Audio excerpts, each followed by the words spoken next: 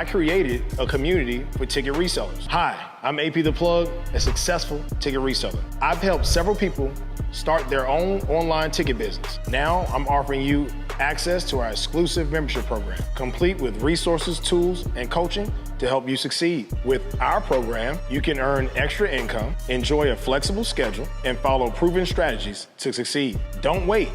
Click the link below to get started today and transform your financial future. A couple days ago, we were hit with a bombshell that Diddy was arrested in New York by federal authorities. He is still currently behind bars facing charges on trafficking, sexual assault, and a litany of other charges. In your expert opinion, what do you think about that situation, and what do you think the end result is going to turn out to be when it comes to Sean Combs as we stand right now? Well, let's say this. Let's separate what's going on from Mr. Combs, P. Diddy. You've all heard of Miranda rights. You have a right to remain silent, anything you say, etc., etc. Miranda was not a nice guy, but these rights that everybody has a vested interest in protecting were enumerated and articulated through Miranda. Now, what I'm talking about is separate and apart from P. Diddy. Over the last 50 years, I've done a lot of trial work. I was a criminal defense lawyer, and starting more than 40-some years ago, I started getting clients who had federal cases, and we'd have to go to trial with the feds. I represented a lot of pimps and prostitutes 40-some years ago.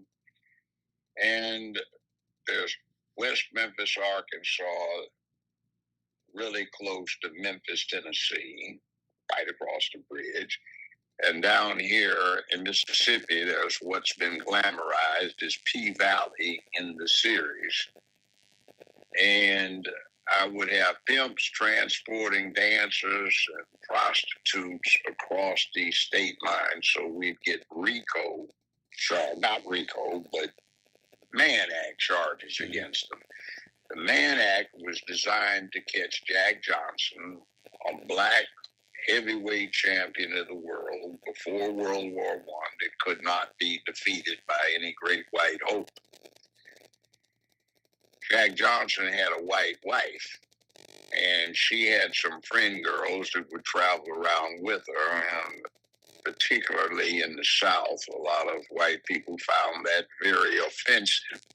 So they set up the FBI, the Federal Bureau of Investigation, to develop a proposed law that became known as the Mann Act, and that was designed to get Jack Johnson. Now understand, this was this man's lawful wife, but he was riding on a train across a corner of Georgia, let's say, on the way to a seaport and on the way to Europe.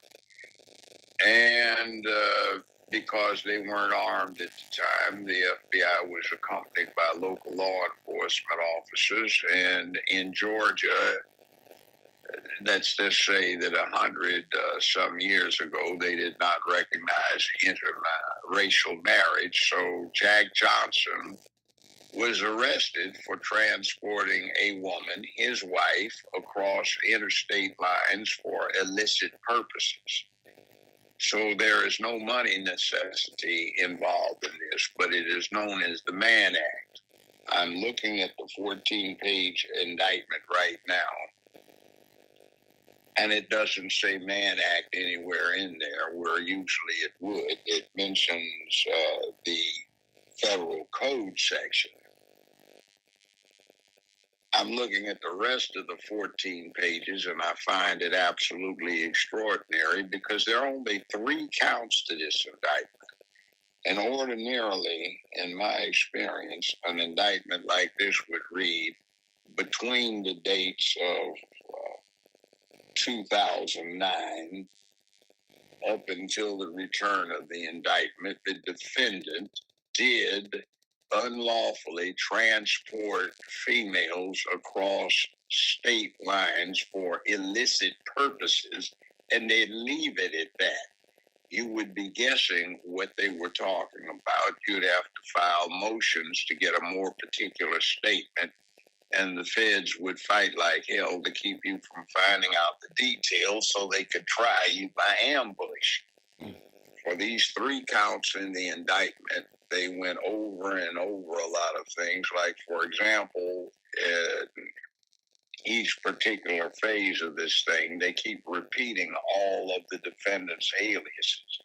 Their standard procedure is in the very first paragraph. The defendant, in this case, and they list his aliases, hereinafter known as the defendant, referred to as the defendant, and they would just say defendant in each count where that was necessary instead of repeating all of this. 2,000 bottles of lubricant oil. What in the devil is that? That has no business in the indictment. You have other things in here. The IV, where the performers were given IV infusions to keep their energy up, I guess, because these things have gone on so long. Now, let's translate what they're talking about. They're talking about an accusation that they never did say, but it's inferred that Diddy was pimping an orgy that lasted a while, and he did this on a routine basis, and there were guests that they referred to in the indictment as numerous witnesses, and these guests were coming to a mansion where there were various sex acts going on in various parts of the mansion for purposes of inspiration.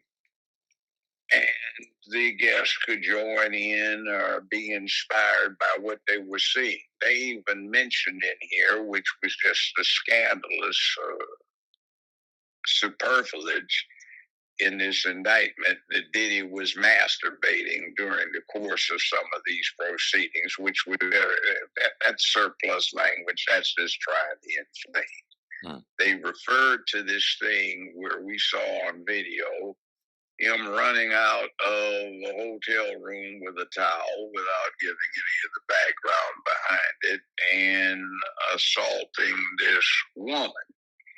And they referred to it, and that's for inflammatory purposes because that's just part of the pimp game. By the way, anybody's talking about, yeah, man, I'm pimping, man, you know. That's what it's about. It's a filthy game. I represented enough pimps to know what the game is.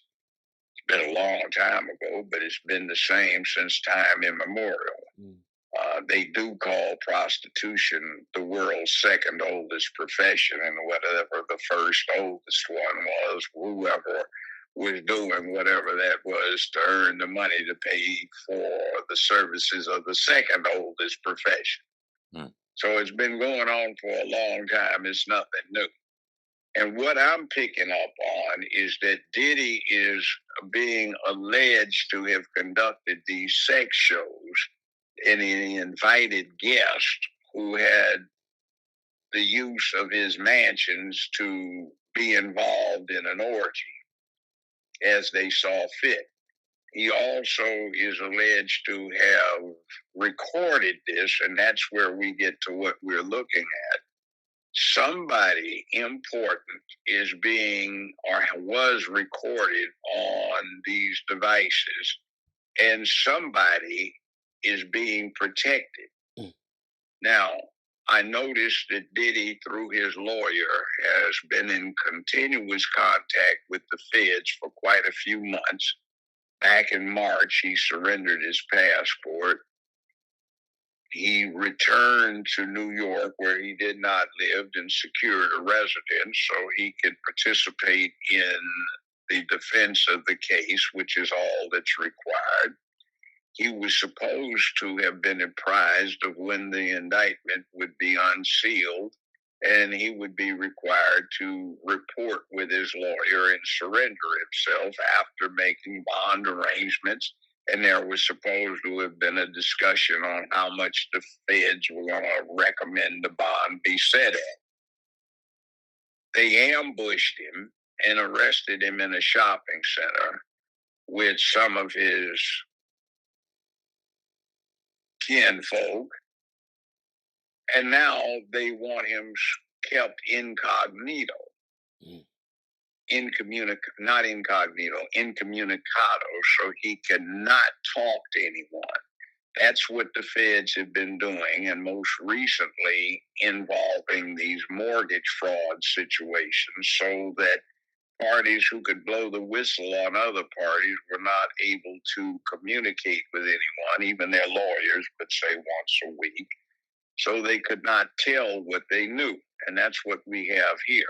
It is unusual for Homeland Security to be involved in these things, and there are some references in here that the offenses had an international impact, which brings in Homeland Security instead of leaving this up to the FBI, which is for domestic matters, ordinarily of this type of thing.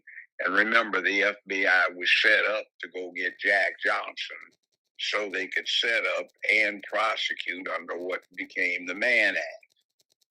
So this is the FBI's bailiwick. They were only present during the service of the search warrants. They weren't the primary parties. What that indicates to me, in my experience, is that somebody in the FBI was not deemed trustworthy and might give confidential information to somebody outside, which they didn't want, so they brought in Homeland Security. This is not ordinarily the type of thing that Homeland Security deals with.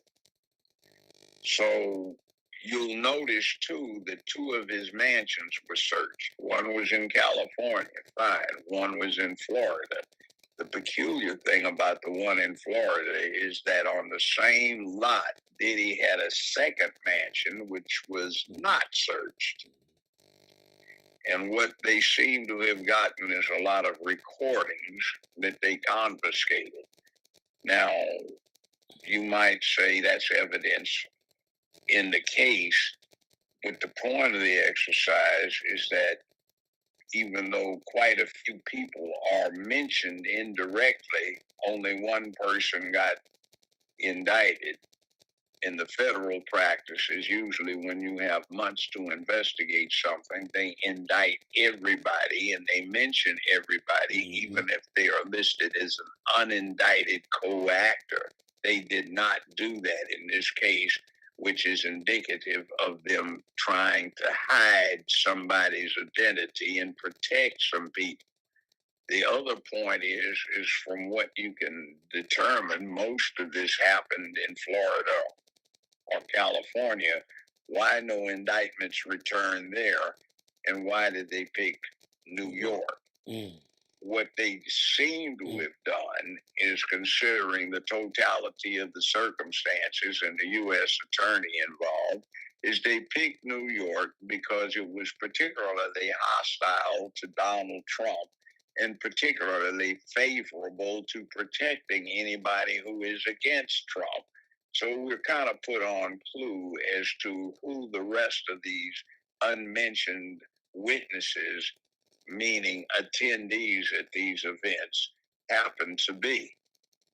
The other point I find interesting is they made a big to-do during the bond review situation that they had yesterday with the fact that he had 3 disassembled carbines and some loaded magazines. Now, everybody and his mama has stuff like that in Florida since it's a constitutional carry and gun-friendly state. In New York, there are a bunch of little freaks who get, oh my God, he's got a gun. And even though there were some federal crimes involved with altered serial numbers on the 3 receiver groups, which is against the law, I think they picked New York so they could use the fact that he had 3 weapons, which, hell, everybody on my block has got 10 times more than that, as something condemning and touching on or giving semblance to some justification. justification for not setting a bond or even allowing a bond. Now, they're going to go in front of a federal court today, I imagine.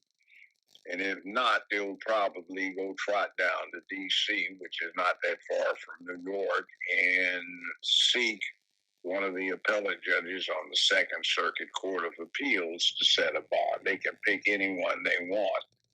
The government can come back and demand a bigger hearing, and they'd probably have a 3-member panel that would be selected at random. But in any event, something stinks to high heavens with this whole case. Now, with that said, I'll pass the mic. Yeah, no, that's some great information. Over the last few months, people have kind of been leaving little comments and saying little things, like that. The next thing I'll ask you is, what do you see being the outcome of this case? And it looks like Diddy's going to be the fall guy. Do you see him getting bond, and do you see him being convicted? Well, if they can prove their allegations, remember there are only 3 counts. And basically what they're accusing him of is pimping and procuring. And one count that deals with the after effects of doing what pimps do to ply their business. And an inference that somehow or another this is organized crime, which is not the intent of RICO. By the way, they don't use the word RICO in the indictment, which ordinarily they would. And RICO is 54 years old. It was passed in 1970, and it was to deal with John Gotti type situation, gangsters, drug cartels, and that kind of situations. You see it being used or bastardized in Georgia to go after a teachers group, former president of the United States for engaging in political activity, and for proceeding against a rap group for having some disagreeable lyrics. So it's being corrupted. It's racketeering influenced, organized crime is what the thing stands for. RICO. Racketeering or influenced criminal organizations.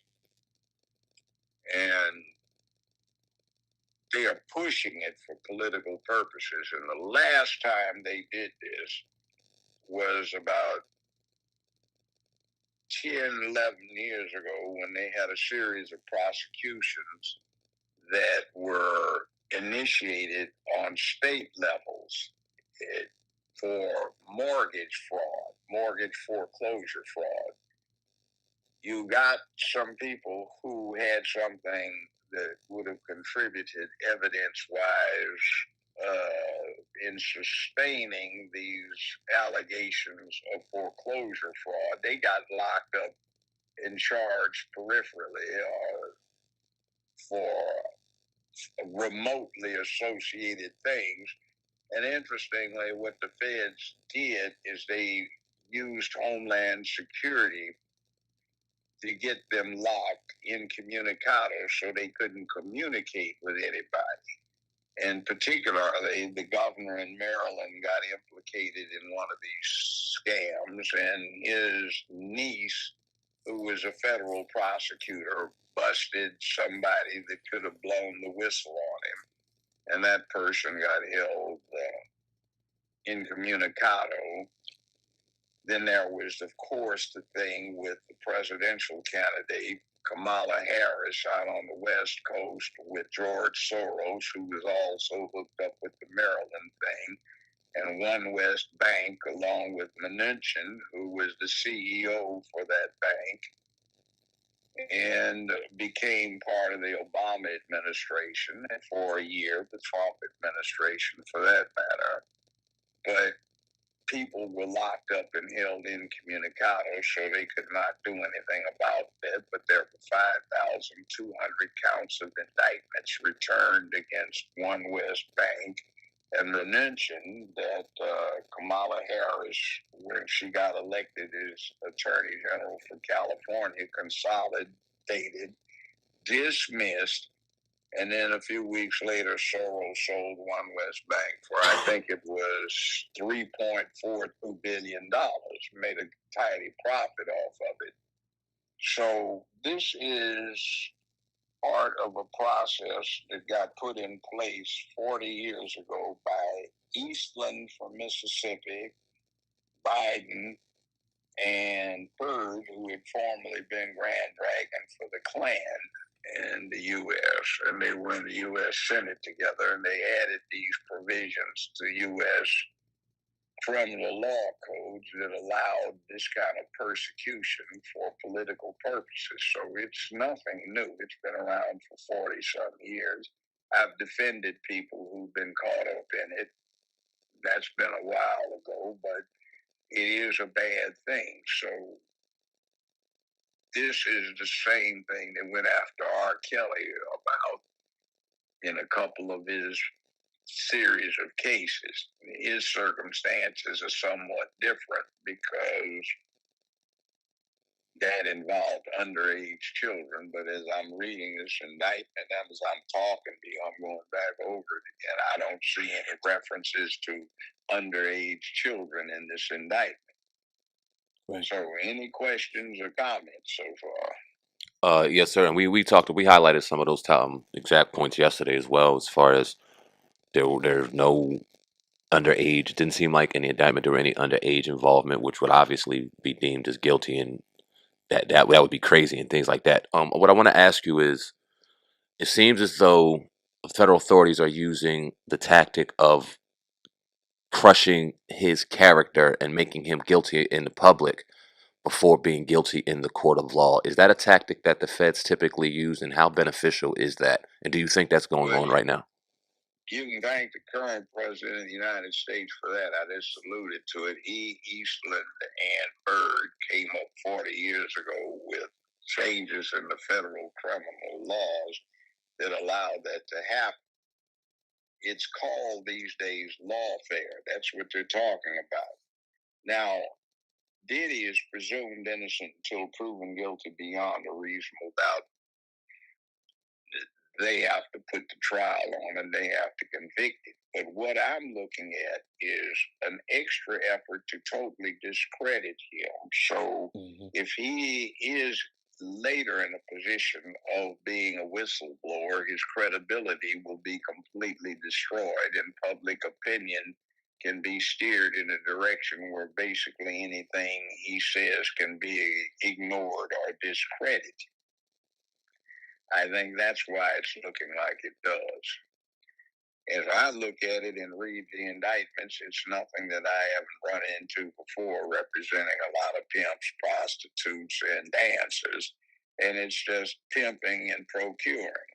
That's what they're talking about. And in this case, the purpose was to set up some freak parties, freak shows, orgies, where performances were being professionally put on in various places in a mansion while the rest of the folk could get their freak on. That's what you're looking at here. Right. Now there's another aspect of it as well where they are accusing him of forcefully, making men and women do sexual acts that they did not want to do. Okay. They wouldn't even say that. That's just adding a bit in there to make it look worse. Essentially, there are just 3 counts to this indictment, but instead of 2 pages, it's 14 because they add a lot of little stuff in there to make it look horrible to the typical person that is likely to get this, which most aren't. They just hear the news media talk about it.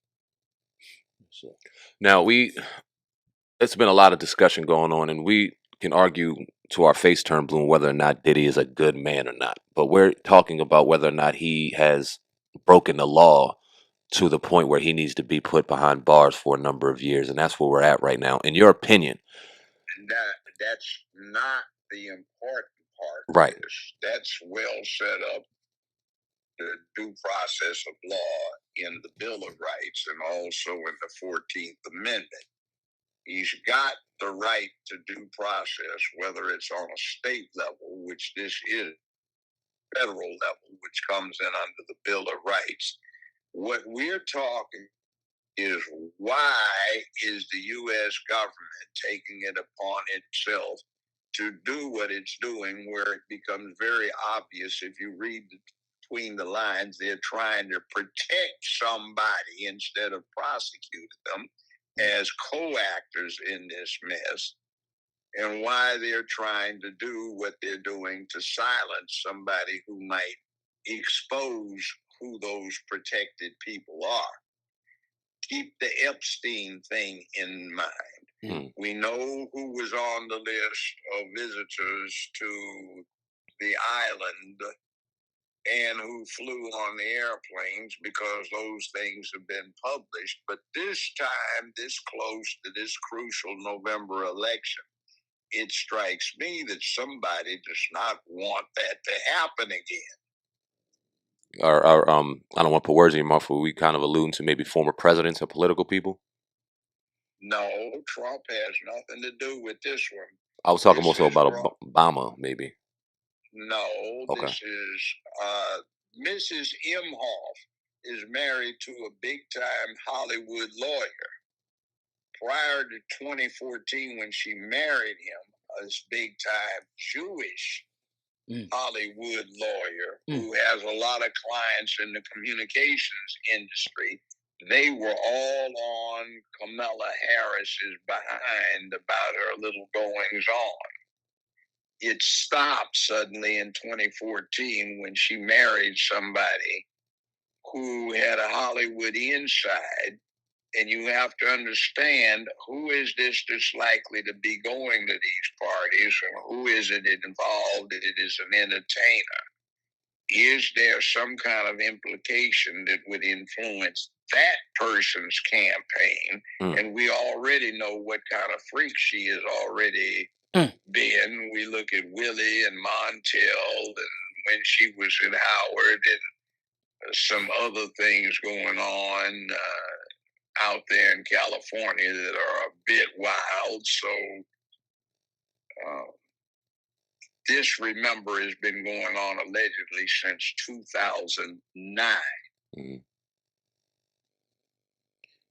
Who is implicated in this? It's not Trump. This is brought to you by people who are very much against Trump and more likely to protect somebody else. I find it unprecedented that none of these witnesses are listed with the rest of the detail, which is not surprising in a federal case, since they try to obscure their witnesses. See, in a state case, every one of the 50 states, unless the prosecution can show the judge that some witness's life is in danger, they have to give the defense the list of witnesses, their contact information, and not only the ones they know about, the ones that they should have found out about in the exercise of what they call due diligence in an investigation. A state prosecution has to be transparent, but in the feds, they do it by ambush. So I'm particularly concerned about the input of all of these gory details in here, which are designed essentially to inflame the public. Right. Could we? Yep. I don't know, because it's going to depend upon the jury. But you see, now you've got a situation where subtly and perhaps allowably they've tainted any New York jury, because they've been showing these film clips. So whatever the jurors told, unless there's an exceptionally able jury selection, you're going to get people in the I saw what he did, and you can hear it on some of social media. We had an egg space, Dana and I, the real Dana and I, did last night, and there were some people that called in. They didn't care what the law was. He needed to go to jail because of the horrible things he did. But you see, that's not American law. Right. See a lot of that right now. Yeah. Gets a little bit to politics. I want to ask you about former President Trump. In your opinion, it's been, well, not opinion, but it's been 2 attempts on his life. Why do you think they are, or the individuals are trying to take Trump out? Is he anti-establishment, or is it just some nuts just trying to, do what they're trying to do to make a name for themselves? Well, let's see. For the last 5 years, you have heard a constant stream of rhetoric from the Democratic Party, from their national committee all the way down to local level officials, about how evil Trump is. And Maxine Waters was going out talking about we have to, fight this and burn this down. And Kamala Harris was raising bond money for the people who got busted for burning down a lot of the black businesses over the George Floyd BLM stuff. And by the way, they weren't black people that were doing it. It was a bunch of little liberal white kids going out for the most part doing this. And you've got this steady egging on. You've got this steady rhetoric about it's okay. So, you say something long enough, tell a lie long enough, loud enough, you get anybody to believe it. You keep up with this psychological, okay, it's okay to do this. This is what you ought to do. The public has become inured to this, and you get the weak minds who will try to do it. Now, what has happened, I find unusual in one sense, because the handwriting has long been on the wall. Robert Kennedy got assassinated as a candidate for president. Mm-hmm. George Wallace, racist as he was, got paralyzed and put in a wheelchair when he was a presidential candidate. All right. You have other instances where candidates for president have been put in jeopardy. You've got a situation where this is the second time the same candidate for president has been put in a situation where assassination attempts were in progress. Mm-hmm. Now, what you hear is, well, he's not the president, so we aren't taking the precautions. Well, in the first instance, they drew down his standard Secret Service detail to go deal with Jill Biden having essentially a tea party, and they wanted extra security for that, or a cocktail, tea party. And that's absolutely absurd. So what I'm looking at is, I don't think Secret Service or anybody over them is complicit in planning this with anybody, but they know, based on the rhetoric that's been out there for 5-6 years about this, there are likely to be crazies who will find it justified to do this.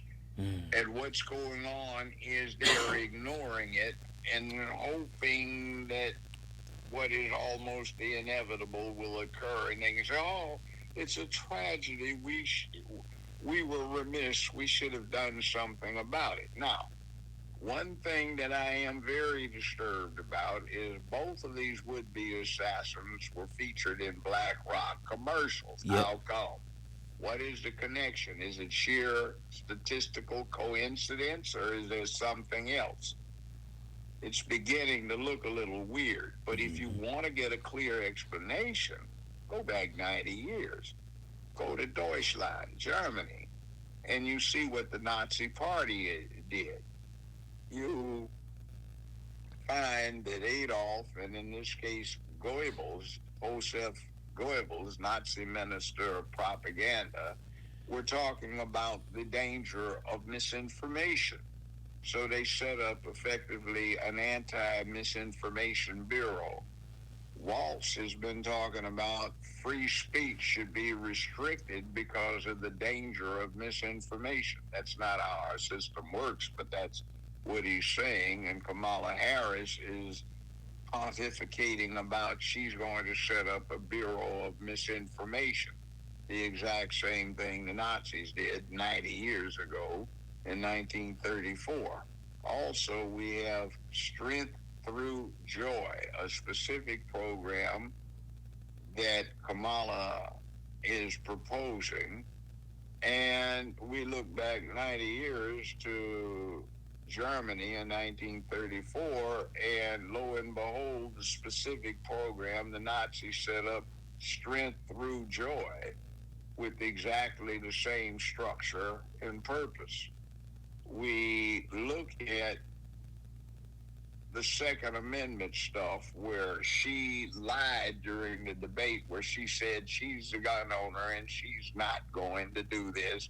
And yet on X for the last week, they've been playing clip after clip where she says, first thing, we're going to have expanded red flag laws. Okay, they already have them. And universal background checks, they already have them. And a mandatory buyback first thing of all semi-auto weapons, and a prohibition on buying assault rifles, which she's talking about semi-auto stuff that's 100 years old, because a real assault rifle is a machine gun, and those aren't exactly out there freely available, and et cetera, et cetera. She's lying about it. But when we look back 90 years to 1934 in Pomerania, Stuttgart, and let's see,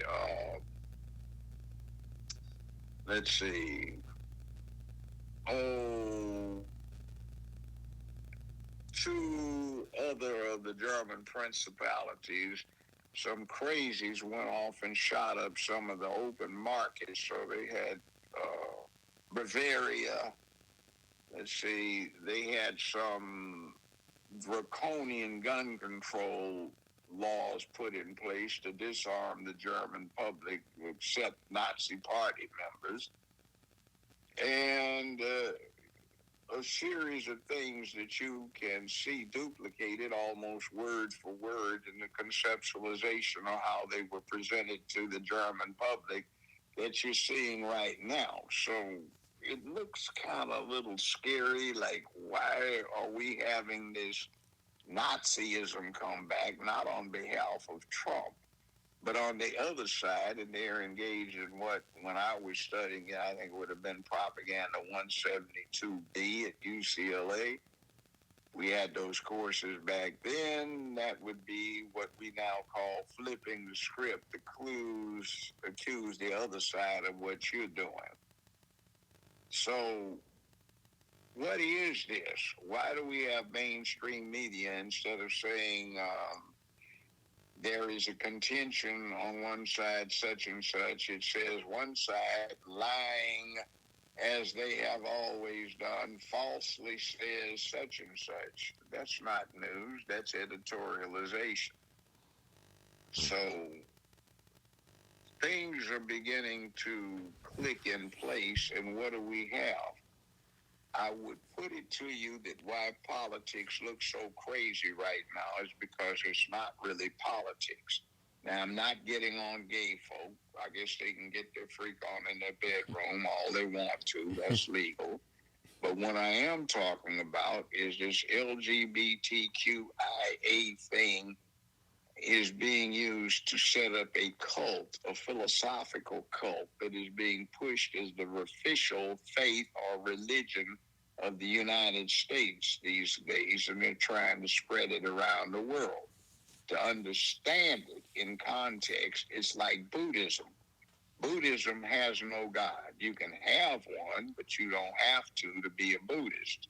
And there's no designated one. So what we have with the rainbow cult is it's godless, or you can have one or not, but it's a philosophy. And the philosophy is anti-masculinity and also anti-character. No guilt, no shame are the primary precepts of this particular philosophy. Do anything you want to. You owe no one anything at all. You don't have to be courageous or brave. You don't have any duty. You have no honor. You have no obligation of making where you live a better, safer, more secure place filled with economic prosperity sense of purpose, nothing. You're supposed to be taken care of from cradle to grave. There's supposed to be no competition. There's participation ribbons. Everybody's to be protected, but Big Brother, I guess Big Sister now that they trannied out, is supposed to protect you, but nobody's supposed to protect you from it because you are going to be oppressed. And I remember a professor I had in 1967. She said America is in grave danger of becoming a fascist nation, not because of some jackboot wearing goose stepping uniform thugs, but because of, as she put it, some pink panty wearing long haired beatniks who would quickly impose the worst elements of fascism on your republic because they're scared, they want to be protected, and they want to protect you from being everything that you considered normal, dignified, and stuff that showed good character. And that's basically what you're looking at right now, 50 some years later, 55 years later. I want to talk about the dynamic because there's been pandering in politics since the beginning of time, but within the last 8 years, we've seen it more than ever. In particular, there's been like a line drawn within black people as if you vote one way, you're not black, and if you don't vote for this, you're not black. And we've seen celebrities, and we don't got to name the celebrities, we know who they are. They get on their social media platforms every day and talk about you don't like black women if you don't like Kamala Harris. You're a coon if you like Donald Trump. They seem to be trying to manipulate black people to choose one side without hearing any type of policy, without hearing anything that's going to happen for them. But if they don't choose this side, their black identity is now in question. Can you talk about that dynamic that we've seen in particular last 8 years? 50 some years ago, I was working as an intern for a Washington, D.C. think tank. It was called the Center for National Policy Review, and it operated out of Catholic University. We were reviewing the causality for the then current situation in America relative to black power and such, and what black power was going against. Now, one of the things I did is for quite a few weeks, I was up late at night in the Library of Congress looking at the microfilm copies of the slave pamphlets. That's what we call them. They were pamphlets that were sold, basically how to raise slaves for fun and profit. That would be an infomercial late night on cable now. And one of the things they said that was most effective is put the elements of slavery in the slave's culture. So the slave mothers raised their children to be ideal slaves. They would domesticate them for you. The Democratic Party was founded in the beginning of the second decade of the 19th century, way back in the early 1800s, for the specific purpose of protecting and spreading slavery. They caused the Civil War. They started it. They set up Jim Crow, segregation, and resistance to ending segregation. They were the party of the slave owners. They were the guys that came up with put the elements of slavery in the slaves' culture so they will make slaves of themselves. And there really was a Willie Lynch, but it wasn't a letter. He wrote a series of pamphlets starting from 1706, I think, was the first one published that I read on microfilm, up to 1728. He lived in Bermuda and he raised slaves, and he would tour the English colonies of North America and the Caribbean and get paid pretty good sums for the time for giving lectures on how to raise slaves for fun and profit. And what the Democratic Party is essentially done with what you're talking about, young sir, is evoke these things they put in the black culture 180, 190, 200 years ago to make them produce ideal slaves for their plantations. they are evoking those things to bring the slave back out of himself. The descendants of slaves are making themselves slaves. They live on a mental plantation that the Democratic Party puts out. And the party of the old slave masters has become looked at as the salvation for this type of black. Politics throughout this country's history, throughout the English historical context before that, has always been a matter of not absolute loyalty by any one group to a party, but a bounce around of who's going to do most in return for my support given by a vote to them. But unfortunately, black folk think they're owned by the Democratic Party. And you're in a situation where no matter what the Democratic Party does not do for the black constituents they have, they'll still get their votes. So they have no incentive to change or do anything for the black voters.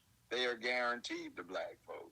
The Republican Party, on the other hand, has been the subject of negative propaganda for the last 60-something years. So no matter what the Republican Party does to try to reach out, they won't get any response. So you're stuck with the stupid position that you put yourself in, where neither political party has an incentive to do a damn thing for you. Right. That's a dead-end game. And if you look at every other ethnic group in this country, I don't care what they are, sometimes they vote Democratic as a bloc, sometimes they vote Republican. And every now and then, just so one party gets thrown off, they say, oh, screw you, we're going to vote for the other side just to show you what it feels like when your well runs dry and you don't have your water, meaning us. We don't do that. And we've got some people that never were part of the militant movement that took over from civil rights in the mid-'60s that really advanced things. We had some little cowards who snuck in behind what other people who had a lot more balls going for them did. And now they are creatures of the Democratic Party, and they're trying to impose a situation where the black family is destroyed, black masculinity is suppressed, if not destroyed, and they're reinstating the same party setup they had, not party, but setup they had on the plantations, where you always had your mammies running the Negroes, not black men. I can remember pamphlet after pamphlet, 1843, 1856. It says, whatever you do, gentlemen, even if he is your favorite gun bearer or your valet or your favorite companion that you've known for life, never interact with your Negroes through a man. Always pick a slave woman to be the interacting party. Pick comely bed wenches and entertain your guests so you can find out what they're up to for economic advantage. If they prove of use, promote them until when they start getting gray in the hair, make mammies of them and have them in charge of the Negroes on your plantation. That's just exactly what you're looking at. And we are getting stuff that is absolutely insulting. Look at the one for 2020. Take your booties to the poll. Now, why in the hell would a black man be presumed stupid enough to look at some naked behind as a reason to go vote for somebody? And by the way, it was Valerie. We do a thing on Friday. We interviewed the woman that put it on, and it turned out when we looked up the people that she had hired to do this, 1/3 of them weren't even girls. They were trans. So black men are supposed to look at bare behind and go vote for somebody.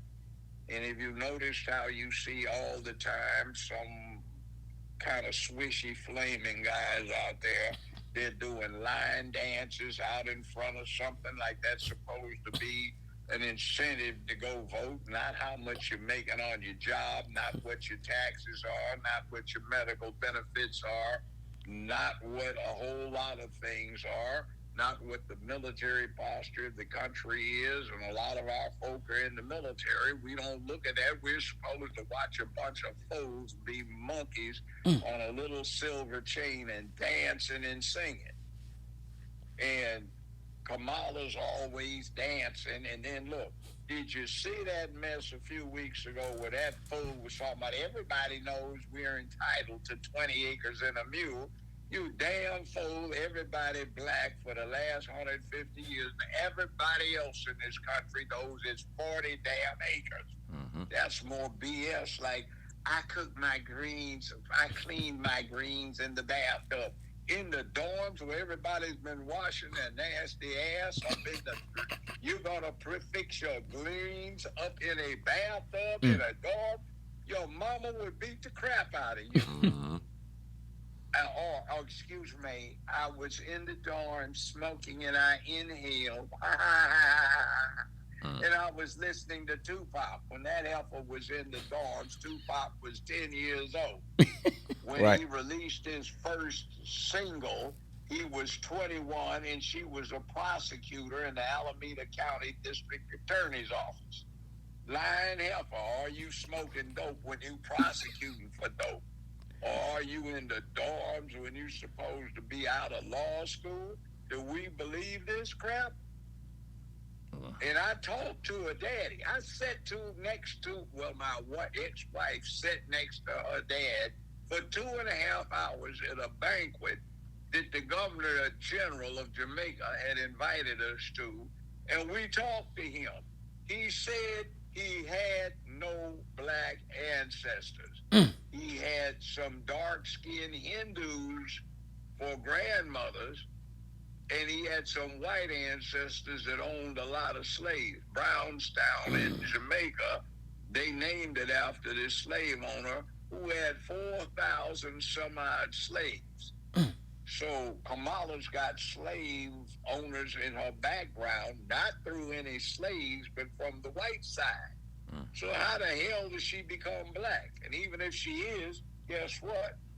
Her parents weren't trying to be long-term visitors. They were just on temporary visiting status with academic visas that weren't long-term. They had no intent to be citizens. They just came through here. They met up in Berkeley area at a university campus. They got together and nature took its course. They had one baby born 1964 where my late former mother-in-law was a pediatrics nurse and where my ex-wife was born during the same 12-month period, and then they had another kid in 67. Moms got on up out of there not long after that, the relationship that is, and when Kamala was no older than 12, and it looks like, depending upon how you read her yearbook, a lot younger than that, up in Canada where Mama had a job in oncology, meaning cancer research, and Dad was temporarily down there at Berkeley where he left, and he was there when I was going back and forth up to Berkeley's campus from UCLA. Remember, I'm basically just about 3-4 years younger than him. So he was a grad student and I was an undergrad, and he was pushing communist stuff in socialism, teaching economics up there for a brief while, getting his doctorate degree. And what is this chick's connection to America? She doesn't have a parent who's an American resident or citizen. She certainly doesn't have any grandparents. She's got Hindu in her background and Irish in her background, and she got raised in Canada. And if you want to get the difference between Canadians and Americans, look at that adult cartoon South Park where they keep ridiculing it, and you'll get the idea. Canadians are not citizens, they're subjects. They belong to the King of England. And it's part of the British Commonwealth. And even if she came and had black in her, she would have been from St. Elizabeth Parish, where they had bright and white in Jamaica. And I've been to Jamaica an awful lot. And you hear somebody speaking patois, turn around and there's a Chinaman. And when you talk to him, his parents are from Hong Kong, part of the British Empire, part of the British Commonwealth before the communists got it. Okay, so you talk to somebody, where are they from? They're from Kenya. Where is this one from? Pakistan. Where is this one from? India, the Commonwealth. Where is this one from? This guy is in security for Jamaica.